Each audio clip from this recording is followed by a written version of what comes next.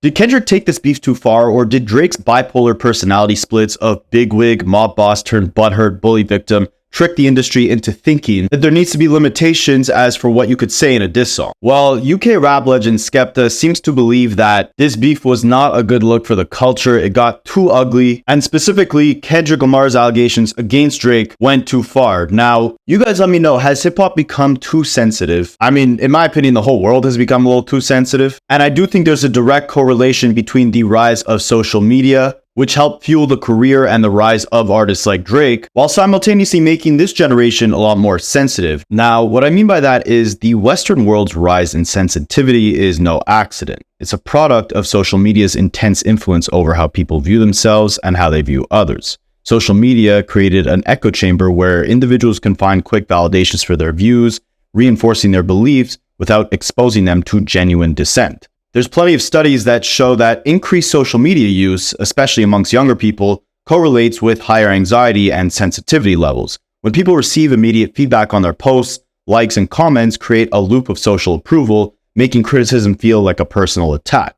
Rather than fostering resilience, social media enables a culture where sensitivity is rewarded and dissent becomes a threat. And this shift has crept into all areas of culture, including hip-hop, which, as you guys probably know, is traditionally known for its raw competitiveness. Consider the rise of rappers like Drake, whose work is often deeply introspective and emotive. Drake's music resonates with a generation that's accustomed to the immediacy and emotional affirmation of social media, making his fans more likely to take critiques of him to heart. The irony is that there's a duality to this, and things are just as negative on the opposite end. See, on the flip side, the growing obsession with social media numbers like engagement on a post or streams on a song has enabled artists like Drake to boast this inflative sense of confidence that he didn't have early on in his career. This has acted as a catalyst to enable Drake to conjure up this delusion that he could be and needs to be number one in all regards. And to his credit, he's fought hard for that position. And that was no different when Kendrick Lamar initially called him out. Drake was ready for the battle. He wanted all the smoke. Kendrick warned him that if Drake took it there, Kendrick would take it much further. And then Not Like Us happened, which is where Skepta says things went too far.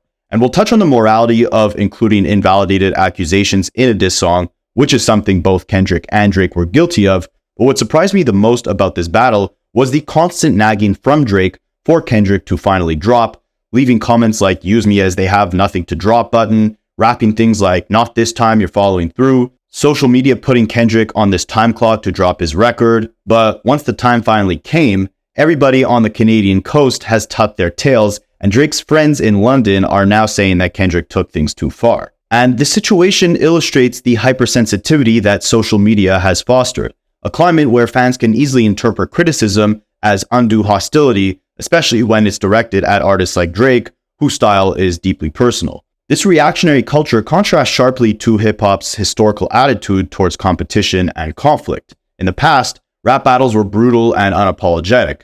Think of Nas versus Jay-Z, where Jay threw barbed insults about Nas's personal life, or Tupac versus Biggie, where diss tracks like Hit 'Em Up spared no feelings. Even in the early 2000s, when 50 Cent went after Ja Rule, there were no boundaries to what insults could be thrown. Such rivalries were respected as part of hip-hop's DNA, a space for raw expression, toughness, and resilience. Fans respected the art form, understanding that disses were not personal attacks, but part of a long-standing tradition of competition. There seemed to be this unspoken code. Anything said on wax was fair game. Today, however, there seems to be an unspoken limit to what can be said in a diss track, especially against artists like Drake, who embody the new sensitive, introspective persona that resonates with younger audiences. Drake's approach has redefined what it means to be a top-tier rapper. Rather than projecting unbreakable toughness, he's allowed himself to be vulnerable. But this vulnerability has also fostered sensitivity amongst fans who perceive critiques of Drake as unfair or even mean-spirited. Kendrick's veiled shots at Drake sparked an uproar, with some fans defending Drake as if the criticisms were personal attacks on themselves. It's a stark departure from the days when artists understood that if you entered the battle arena, all bets were off. The change speaks to a broader cultural shift. Social media has normalized an environment where people expect to be validated and protected from criticism, a far cry from the no-holds-barred tradition of early hip-hop. Drake's success symbolizes this transformation. His introspective style aligns with a generation more comfortable with emotional transparency, but less tolerant of direct confrontation. The sensitivity permeating hip-hop today reflects the larger trend, the rise of a culture where boundaries are drawn around emotional safety, even in genres where conflicts once thrived.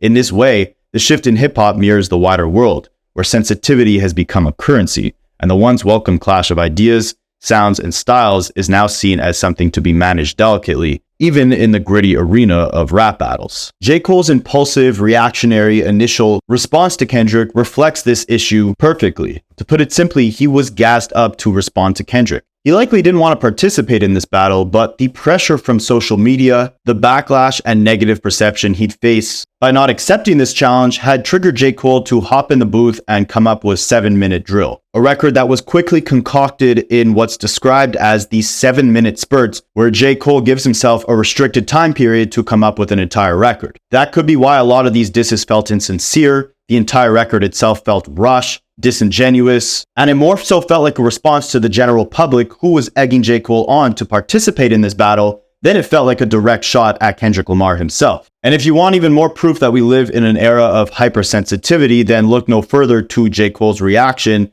7 days later after that 7-Minute Drill record. He gets on stage, apologizes, says he meant nothing that he said in the record, showers Kendrick in praises, raps things like, "I wouldn't have lost a battle, I would have lost a bro." And while you could classify this as a mature move, the audacity of J. Cole to back out of the biggest battle of this generation was just simply something we had never seen in hip-hop before. And it speaks to the constant pressure that social media puts on people and the hypersensitivity that now comes with online criticism. And I'm curious to know when you guys think this started, but in my opinion, this all roots back to 2018 when Drake rapped to Pusha T that he's about to let it ring on him like Virginia Williams. Virginia Williams is the name of Pusha T's wife. On the surface, this seemed like a somewhat playful, but certainly mediocre double entendre, but at its core, this was Drake sending a message to Pusha T that he was ready to uphold the traditional values of a rap battle, where there are no holds barred, everything goes, no boundaries, family, friends, acquaintances, anybody could get it. But that sentiment quickly changed when Pusha T rapped about Drake's friend 40, who suffers from a terminal illness. After unanimously winning their rap battle with The Story of Adidon, Drake backed out of the beef,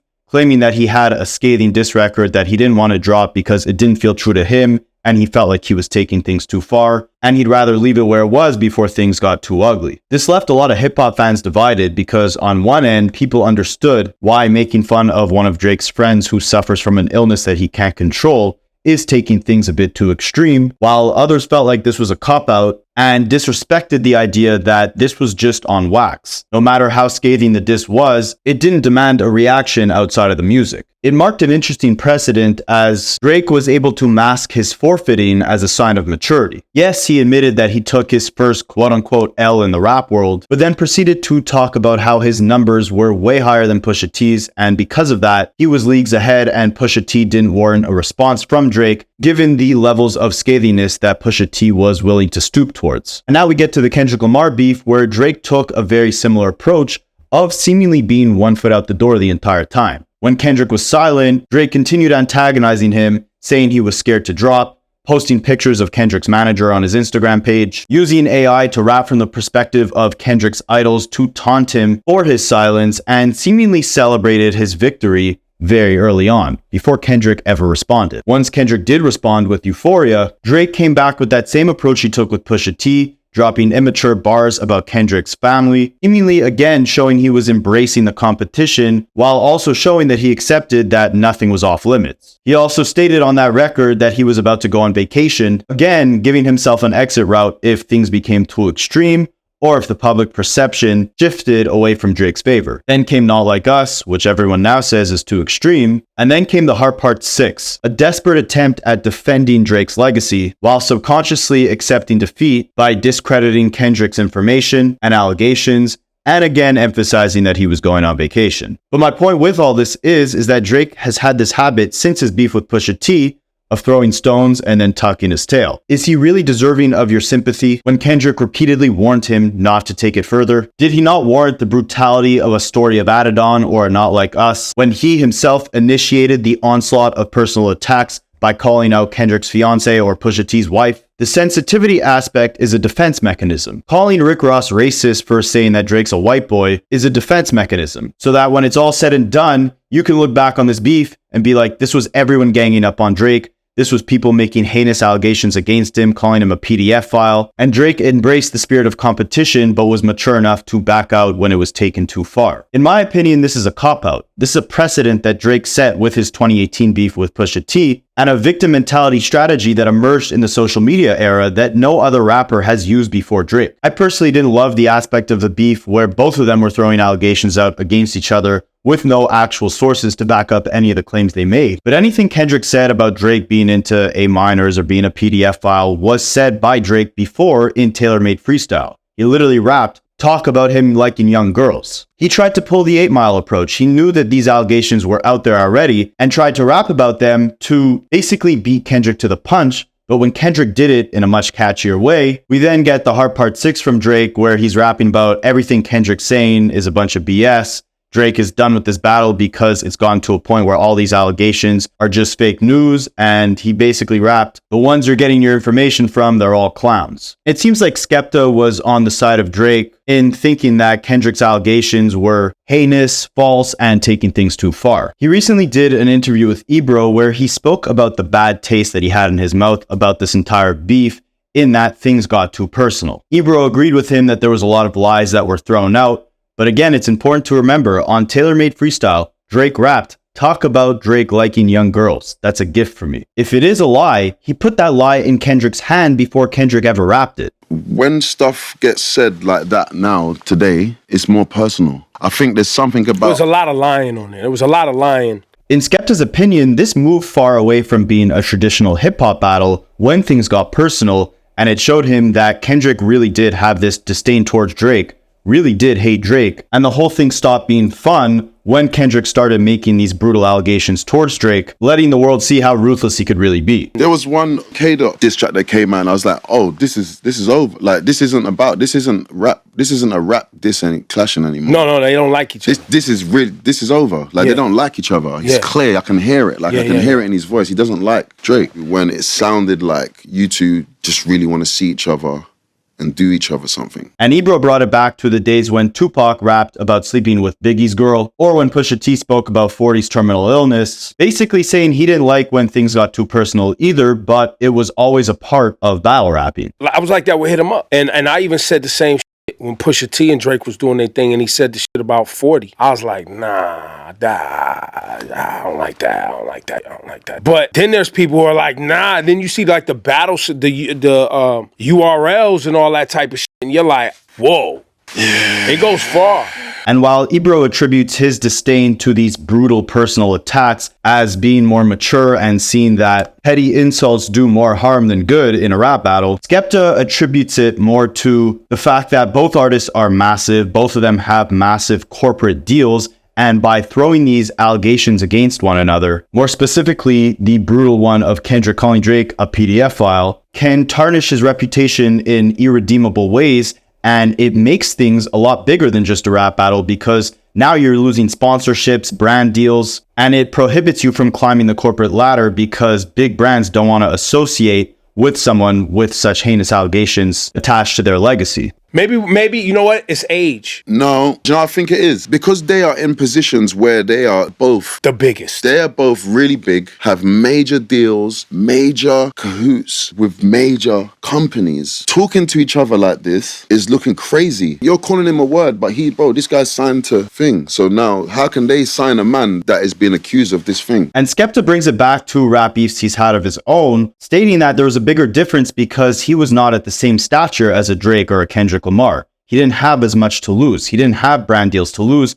If anything, it boosted his reputation because all publicity is good publicity. So if he's beefing with someone and they're throwing out heinous allegations against him, it just brings more eyeballs to any conflict or music that he puts out in the future. But I think what he's getting at here is that because there's such big forces within the culture, because they have such massive influence that stretches far beyond the scope of the underground rap battle scene. By engaging in and conforming to the rules of a traditional rap battle, they're seemingly destroying the opportunities that they built for themselves. So now the things that, when I was clashing in grime, we never had nothing to lose. There you go. This is where I'm landing now. So when we're saying things to each other, you could call me anything in the world. I'm not going to lose a Nike deal. Right. I'm not going to not be able to put food in. That'd probably even get me more money because we'll go to the show and do the clash on the stage and more people are paying and rare, you know what I'm saying? So the version they was doing was hurting. It's hurting what we've built. And I gotta say, I highly disagree with this point because the lower Kendrick stooped, the more scathing the allegations got, the more opportunities he was granted in the future. He was able to go out and do a pop-out concert, which united all of LA and brought multiple gangs who in the past had conflict with each other on stage together to dance to that very same song that Skepta is claiming is hindering them from obtaining greater opportunities or destroying everything they've built.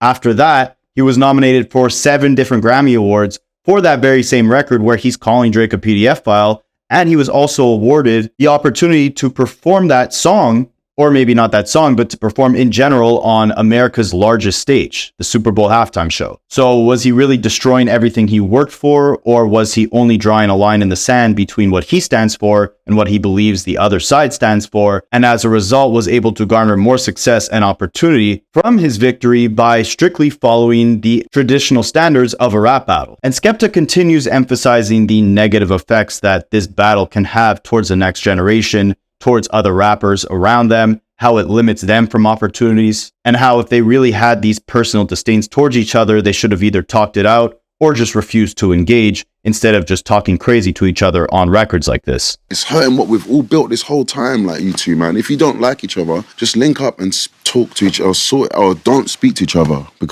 but all this stuff you're saying to each other, for the rest of everyone else who is waiting in line for the doors that you've kicked open, these doors are shutting on us right now, bro. We're looking crazy out here. That's why I didn't like that. It was good until they started sounding so like it just was sounding crazy, bro. And I gotta say, I just don't see where he's getting at here. I don't see how this destroys any opportunity for Kendrick, any opportunity for anyone around either party. The only one that I see this having a negative effect on is Drake. But that's the risk you take when you partake in a battle like this. What do you expect to happen when you're calling out someone's fiance, when you're accusing them of abusing her, when you're accusing your opponent's fiance of having a kid with your opponent's manager? Like, Drake was getting as dirty as Kendrick was, and if you want to say both of them were wrong for lying on wax, then that's a different story. But no matter how big both of them are, talking crazy in a rap battle, as long as it doesn't get violent, in my opinion, should not be taken as anything much more serious than simply talking crazy in a rap battle. It's also important to point out that with the quote-unquote big three seemingly having their back and forth with this entire battle in 2024, with things looking a little bleak in terms of who's going to take on that torch and reach new heights that Drake, Kendrick, and J. Cole have not attained, it's tough to say when we'll ever or if we'll ever get a moment like this again in mainstream hip-hop. I mean, after Tupac and Biggie, we had Nas and Jay-Z, then we had Eminem and 50 Cent versus Ja Rule.